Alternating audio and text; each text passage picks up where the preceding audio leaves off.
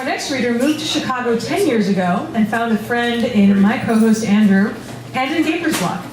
She's also freelanced for the Wall Street Journal on hard-hitting topics like custom stuffed pillows, dog food delivery services, and luxury horse ranches. And as a result, played against Andrew and Gaper's Block in Chicago's media softball league. 60 minutes.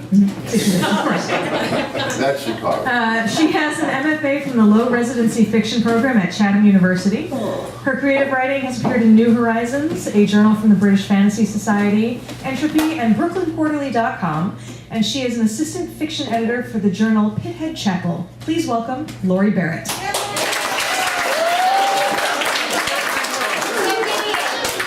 Thank you.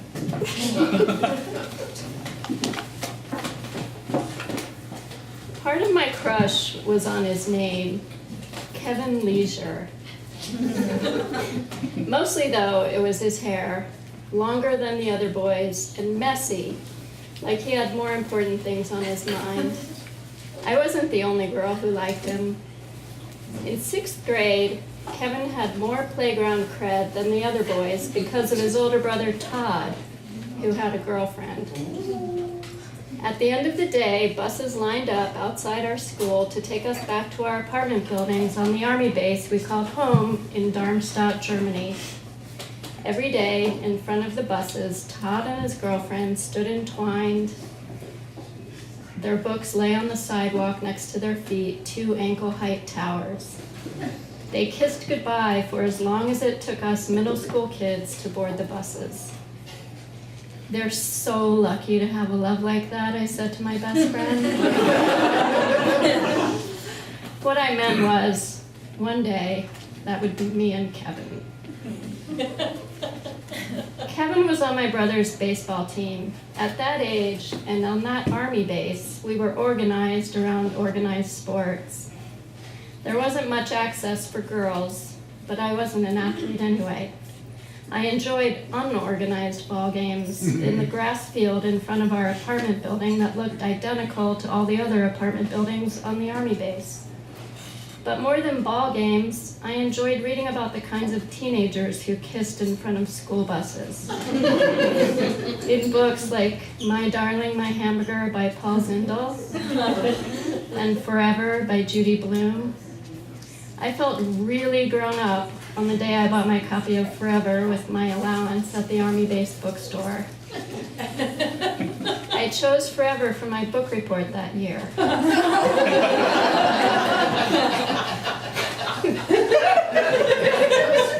It was a mistake.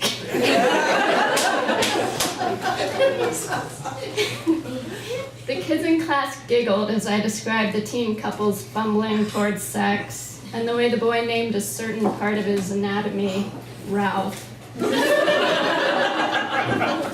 I could tell by the laughter that I was a hit.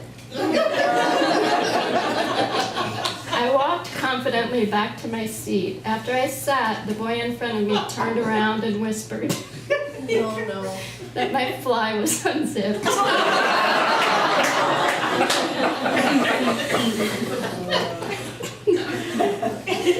I worked after that to reverse my nerd status.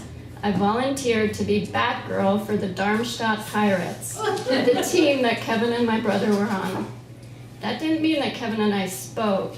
It meant I got to look at him as I ran by the dugout to retrieve thrown bats. This was a good first step toward true love. One day, as the field was thinning after a game, I approached the dugout with a stray bat. Kevin emerged from the shade underneath, his hair curled up around his baseball cap. "Isn't that right, Lori?" he said. My stomach jumped. Conversation was not part of this arrangement. Red dust from the field covered the bottom of his white and yellow uniform pants. My brother stood behind him in the dugout. I tried to make out his face. If he'd told Kevin about my feelings, I would make him sorry. I conveyed this with my glare. "Isn't what right?" I asked. I channeled Tatum O'Neal from the Bad News Bears as I squinted in the bright sun and the dust from the field. Around Around us, car doors slammed and boys yelled bye to one another. I'd never made a plan for actual interaction. I'd only planned for kissing in front of the school bus. I hoped the question wasn't about the game. I hadn't really watched. There was a lot going on at the snack stand. Chips, candy, green apple bubble gum you could smell from across the field. "You're my girlfriend, right?" said Kevin. I wasn't sure I'd heard correctly, but no way would I ask him to repeat it. I continued throwing a Tatum O'Neal glare at my brother. The bat in my hand vibrated. My whole body vibrated. "Yeah," I said. "This is it," I thought. I am about to become a teenager. I watched Kevin waiting for his joyous response. Would he run over and kiss me? Would he walk over and grab my hand so everyone still hanging around the field would see we're a couple? He smiled and nodded and then walked away. At dinner, I was still puzzled. I asked my brother if he'd talked about me with Kevin. He said no. He said he was as puzzled as I was. "Do you think he's my boyfriend now?" I asked. "I guess," he said. The next morning, I walked to school with my best friend. Our matching flared jeans swung around our matching sneakers. We wanted to look the same. We both had long, straight hair. My bangs formed a crooked line above my eyebrows. Her bangs parted slightly and framed the top of her face like curtains. She didn't have brothers, which I envied. My brothers lived in a world more foreign than our German surroundings. They liked to tease me. They laughed when they made me angry. They read books about football players instead of teenage girls. "Are you sure?" my friend asked when I told her about my girlfriend status. I nodded. "I wouldn't tell too many people." "Yet, just in case," she said. At lunch, when the middle school went outside for recess, Kevin ran around with the other boys. He didn't speak to me. I watched for a sign. Just before the bell, I blurted out our secret. "Kevin and I are going out," I said to a girl standing near me. I knew she liked Kevin too. I might not have participated in the organized ball games, but I knew the middle school power game. I'd read enough Judy Blume to know a relationship was worth major points. "No, you're not," she said. She repeated it to someone else, who repeated it to someone else. They all had the same response. Regret ate away at my pride. Maybe 18 hours was too soon for us to go public.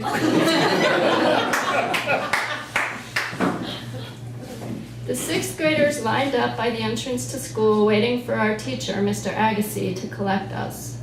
With his thick curly hair and mustache, Mr. Agassi was a close second for my affection. But our different heights meant we couldn't kiss in front of the school bus for many, many years.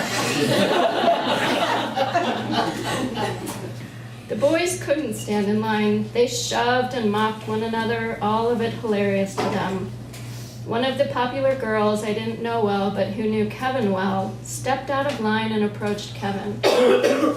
"Are you going out with Lori?" she asked him. The air stilled. The shoving boys stilled.